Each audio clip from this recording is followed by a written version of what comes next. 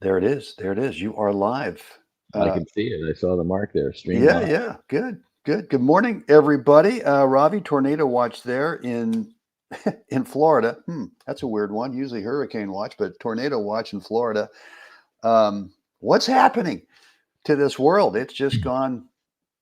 Crazy. Well, there are We certain. ac- we actually had a tornado watch yesterday here in Palm Desert at Shadow Mountain. It was around 1 o'clock, and it was Okay, on the well, front we'll get court. into that in It just was a on the second. front court. We'll get into that in just a second, big boy. God dang it. Um, Boys and girls, another episode of What's the Right Shot? A little different version today. Um, so I think you'll enjoy this. If not, I think you'll be fine. Um, by the way, before we get started, I just want to say, Jeff, that today, um, the mayor of San Francisco um, has declared that What? I can't. two that I'm afraid to. I'm afraid to hear it. I know. I mean, how I mean, not that we'll get into a political discussion, but the city's never looked worse. Um, 2 4 24, 2 4 24 has been declared Willie Mays Day. Ah, okay. Finally, I'm in. finally, they get something right. You got it right. Yes. So, anyway, my dad told me when I was a kid and the Giants were moving from New York to San Francisco and said, son, there's a couple things that you need to know about life. And I was, they moved out here in 58. And he said, there's some things, you're going to get some lousy calls in life. Just don't take it personally. And he said, the other thing is, we do not like the Dodgers. Okay. You're on your own. That's more important than the first rule. That's We right. don't like the Dodgers Yeah, ever, exactly. ever. You understand that word? Ever. That's right. No matter how bad the Giants, well, especially if the Dodgers are good and they can spend more money than who knows what to get a good team. And Yeah. isn't it a beautiful thing when they're outspending everybody and they can't Mhm. win? They can't even And win they the still pennant. can't win. So yeah, Mike Rogers, go Dodgers. Mike, we might be done. Um, or I'll have to charge you more, Mike. Whatever. So let me see. What are we doing? Well, let's do this first. No, I'm not going to do it first. I'm not going to do any advertising or promo this morning. You guys know that we go live, or I go live every morning, 8 a.m. Pacific. Once in a while, I got to pre-record it because I've got something that I'm not going to say is more important. But if I didn't show Like up for that other thing, like that, the opponents like that, might say, "We'll take the default." yeah, like that 8 o'clock match the other morning, right? Yeah, like two of those eight On your o'clock on your matches. way to the gold ball, kind of an important match. Well, Yeah, kind of a big deal, kind of a big deal. yeah. And then 2:30 in the afternoon, doing a live version, and again, sometimes pre-recorded, like yesterday, because my had a match yesterday. Um, and so there you have it, Jeffrey. By the Yeah. way, for those of you who don't have a YouTube web tennis channel, um, coffee. I could say latte, but that's a little too. Oh God, what are you? Who are you? A little too But anyway, fancy. you can go to webtennisgear.com, get one. Yeah, Get because one. And I got you a can little, you can see I'm yeah, missing in action here. yeah, yeah, right. I'm You're, just a well, like blank you just said, a it's a blank blank slate. slate this Yep. morning. And no one believes that. Nobody believes that. All right, guys. Happy Sunday morning. Jeffrey, what's on Yeah, your mind there, young man? heck of a week. Heck of a week. It was great. Just a quick recap. 2 weeks ago, the rainy season in the North Bay and in the San Francisco Bay Area just started to increase, and then we had this tournament coming up. The Wilson coming up, and I'm a little slow to on the uptake sometimes, and so I realized all my players are going to be at the Wilson starting like last Thursday. I thought, what am I doing here? I should go down early too and get some training in, and get Concept. 5 days of actual playing sets and all that, which is something this last couple of years has been very difficult for me to do. Get my own training in on the court anyway, playing sets, and then getting some sessions in with my players and getting them prepped for the event. So I came down last Thursday, and Erica and I, my mixed doubles partner, Erica Smith, couldn't have done it without her. So we got some sessions in, we got some practice mixed double sets in, which is great. Thank you and Owen for being on that train. Yeah, it was a lot of fun getting our asses kicked by you and Erica. That was really great. That's fun. Thanks. Just Really, little really mark. enjoy. Just a little mark right here, right? Yeah. Well, that's why I don't turn my head when these Little shows. sting. Yeah. Ouch. Anyway, so prepping and getting a chance to like I said, get some practice sets in. So I felt free to swing the racket literally all week. I felt really comfortable on the court, mentally, physically. It was really great. And even though the rain, I've been in the gym and doing that hard work. So physically, Well, I felt great. so All wouldn't week. it? So it's interesting. You started off with, the weather in NorCal's been, an old school type of winter in terms of Yeah, just like it can go and you can't get on the court. And there are no indoor courts in Northern California. Well, there are a couple, but not enough. not enough. Yeah, But you can go for 10 days, 2 weeks, and there's not a dry court. And so you get close to a tournament, and you guys are the defending gold ball champs, last year, and you're yeah, kind of going. I mean, you could kind of go, uh-oh, I'm not getting any prep. Geez, this is going to suck. Or, worst case, maybe I shouldn't go. I don't know.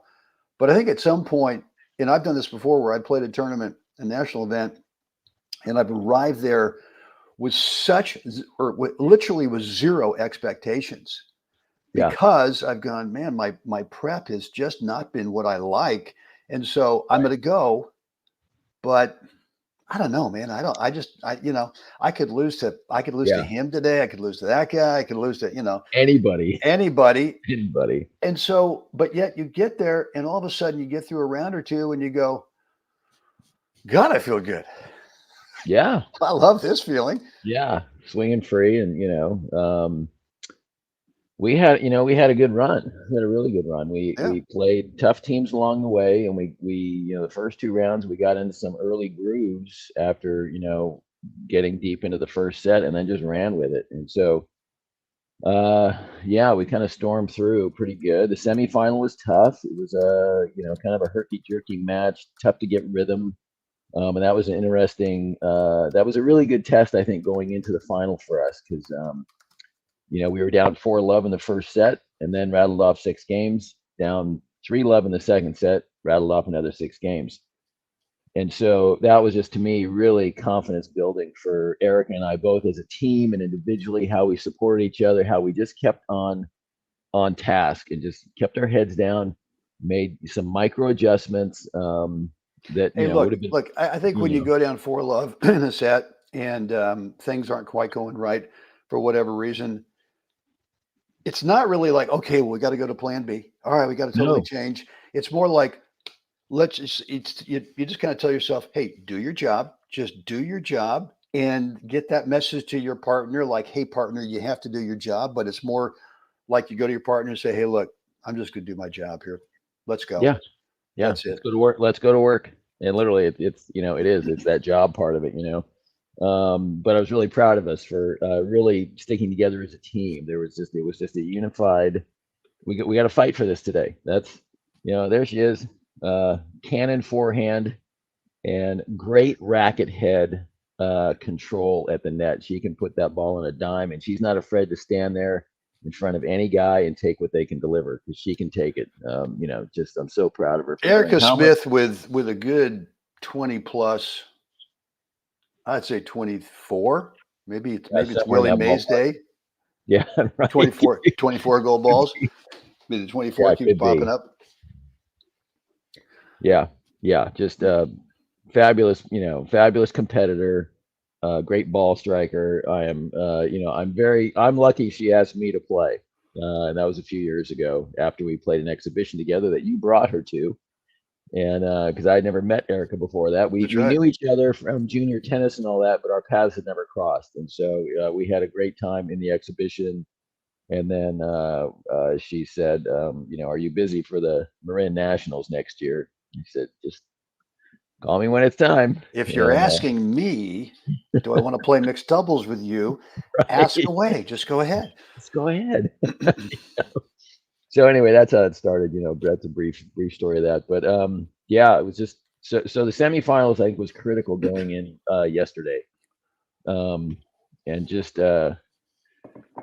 yesterday we just I'd say this too. In the semifinals, we came out probably a little overamped and just overplayed probably a little bit, and then we found our rhythm, and then lost our rhythm, and then found it again. So you just got to keep staying on it. So When what's you're that playing these. message you give to yourself when you come out overamped, or you kind of get it back, you win 6 games in a row. Now you find yourself down. God dang it, we're down 3-0 now in the second set, kind of like we did Yeah. in the first set. What's the message? Well, you kind of sometimes do when you strike out like that, and all of a sudden you're on this roll. Now we kind of probably RPM, we amped out again a little bit, where now all of a sudden you're trying to do too much with the ball, and then now you're not making them touch the ball enough, right? And so it's like, okay, wait a second, we got to keep them. We literally have to keep them in the point longer. Yeah, right. Because that's where the results are going to happen. And I think that's kind of counterintuitive to a lot of players. They don't see that as the pathway to victory. Actually keeping your opponent in the point and making them touch the ball an extra 1, 2, 3 times, and finding out where they start to lose it, where they start to get a little angsty in the point, and where they start looking for the exit first. I love getting my opponents into that mental space where they're looking for the exit first before we are. And that just you can rattle off games and games and games on that format.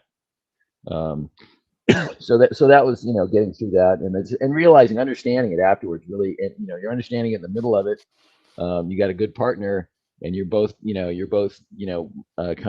brainstorming, like, how are we going to solve this, and you come up with a solution afterward.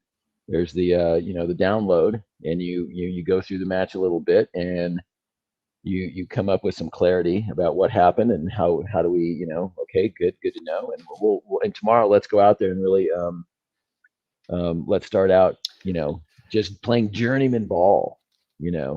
I think there's something to be said that, and I'm always railing on this, Jeff. Whereas and we both get the same question a lot. Well, what's the formula for fill in the blank?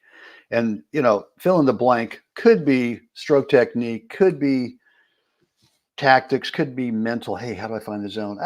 Whatever it is. But you got to understand that from match to match, it's a different day.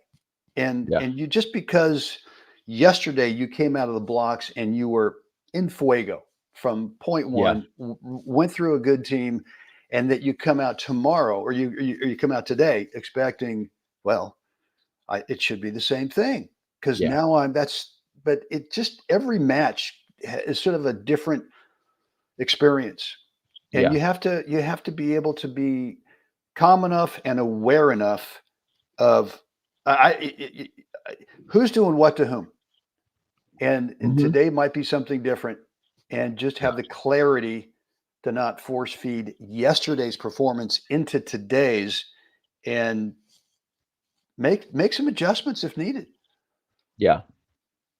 And yesterday we had a good warm up away from the club, and then got there, and there was a match on, and they finished exactly at 12:30. So we were going to be the match on after that. So I was hoping it wouldn't go long, and we had to linger around too much.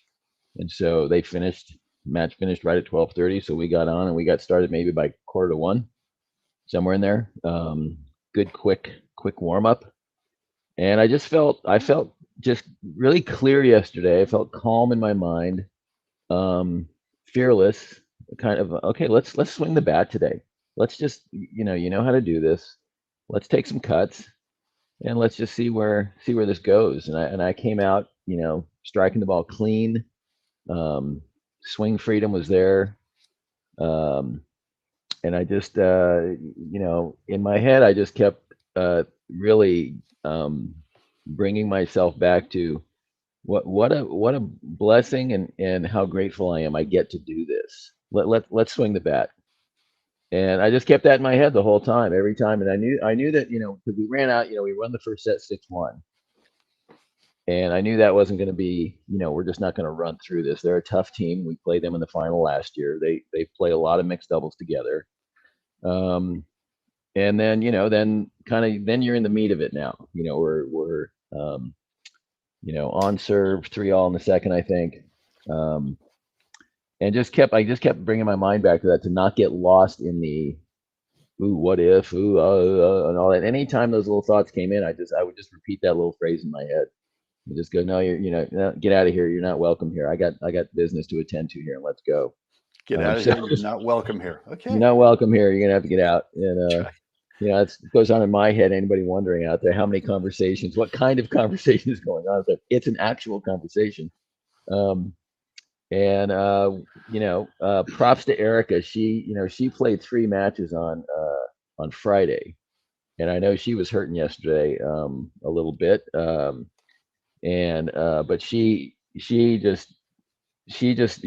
I think the key for us is each of us know our role really well. She knows, she's got, I'd say one of the best forehands out there. And when I say that, I mean, she can stand there and go toe to toe with the guy on the other side and trade forehands and not bat an eye. And you know that about her.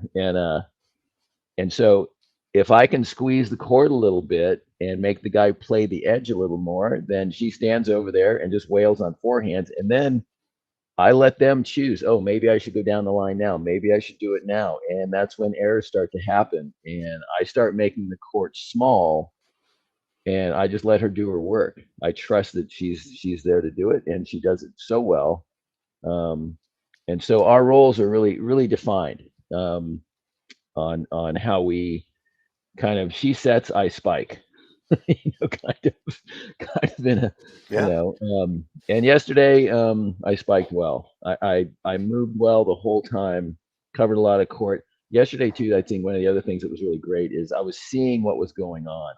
I was getting a clear, vision of what was happening in the point. I was tuned into the point. I could see, oh, there it is. It's down at their shoelaces. I'm going to start floating across the center, and a lot of balls were right, just low hanging fruit. Hey, look, there are just days when it all comes Yeah. together. And look, at your level, I mean, it's all relative to your level, and work your way either up to the pro level or work your way down to a much lower level. And you just have to allow those days to happen. You can't force them in there. You can't force feed. All you can do is prepare. All you can do is go through a process and allow the process to, and then, the process is not really a guarantee that you're going to have what you just described. But if you don't do that, if you don't go through the process, I just don't think you give your chance to ever get there. Right. So, go ahead.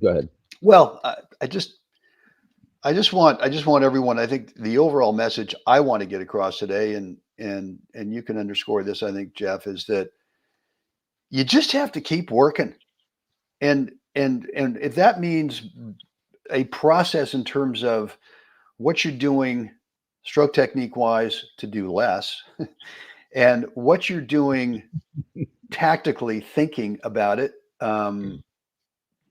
to sort of have more, just the way you described it, have more clarity on what you guys should be doing. I mean, really, here are the shot choices that work against this team, as opposed to these are the shot choices that work for me. No, these are the shots, and just keep with the process in terms of fitness. I mean, you got to be kidding me. If you're not into the fitness thing, don't come to me and say, hey man, can you help me? Because I think if I can amp my forehand up with some more rotations, I can do it. I go, well, I'm looking at you, bro, and there's something else that needs to happen first. So we'll amp up the revolutions, but it ain't going to be with a tennis ball. That's right. On a stationary bike. There you go. But that's, I think, the message I want to get across today is just keep working, keep going through the process. Don't be out there looking at YouTube, searching for what you think is the latest and greatest, because the process has now, and your improvement curve is flatlined for the last month. Okay, that's just part of the deal. Yeah. And you just got to keep working. So that's my message. What's yours for today? I think you're right on target there. You have to clean up what you're doing. I'm going to do a quick shout out to our tribe member there, Rich Crinks. He got his first silver ball this week in mixed doubles as well, and so just so proud of him that because I've been working with him. You worked with him. I've worked with him now probably the last 2.5 years almost, and it's just been this slow tweaking and refining of things, and his understanding of geometry on the court. He's a great competitor. He knows how to compete, and so it's a real joy. I get to work with him, a player who is so interested in learning how to compete at this level and what it takes to do that. And so I was so proud of him. For getting it across the finish line there and getting in the hunt, and being in it. So well, that goes right along with what I just said with the process. Is if you keep working and you keep showing up, and you don't try to cherry pick. Well, I'm going to play just that event because I think I get a better shot on that surface or whatever. I mean, Rich is committed to this. yeah, This is not just a dabbling type of hobby. no, This is no, actually a real deal. I'm putting time in. I'm going to spend a little money to do some traveling, and I'm going to spend a little money in terms of getting some coaching with you. And by the way, if you're looking for some pretty good coaching, I would say it's Jeff at jacklich365.com. And just fly into Oakland, I guess, and then rent a car and drive the 52 minutes on up to Napa. yeah, And hang out there, spend a good. little, the hotel thing might be a little pricey. It is Napa, California, Yeah, but it's worth it. yeah. So yeah. I mean, it's been so this whole week. Everybody, a lot of great. Erica was in the women's 60 final. They lost in the final of that. So she's great. Leora Dreyer, she's playing the final today in the women's, I think, in the women's 50 doubles. That's right. She's another tribe member. Yeah. So yeah. Just a great week. And the last message I have is that, and this, Brenny, and the guys, Rich and Mike Rogers and the rest of you guys, that the culture around the senior tournaments is so positive. I mean, walking into this event is just kind of like coming home. You come in, the culture is positive. People want to know how you're doing, and there's a family here. I get questions from people. I've had the last few years have been challenging, and people, hey Jeff, how are you doing? And not talking about tennis, how are you doing? And that part of it is just priceless, to have that kind of culture that people want to get to know and meet you, and it's family. Just Rich, exactly right. It's family, and you don't get that in any other tennis venues. I don't think that even come close to it. So I encourage anybody that's not playing the senior events that if you want to be introduced to really the kind of club culture the way it used to be, and I think we're still holding on to it, and it's really a beautiful thing to be involved in. Yeah, no, it's good. That's good. I look. I mean, it's one thing to play league tennis, but I think if you're really serious about becoming a better player, that tournaments are a completely different. It's a different mindset. It's a different experience, and I think the experiences at the tournament and in your matches help you become a better player. I'm not saying to not play leagues, but I'm just saying it's a different venue, different. Right. And I just think you got to do it. I'll even throw this in too, because I've had many of my players end up with a tough draw. I got to play the first seed in the first round, or I got to buy, and then my round is a top seed.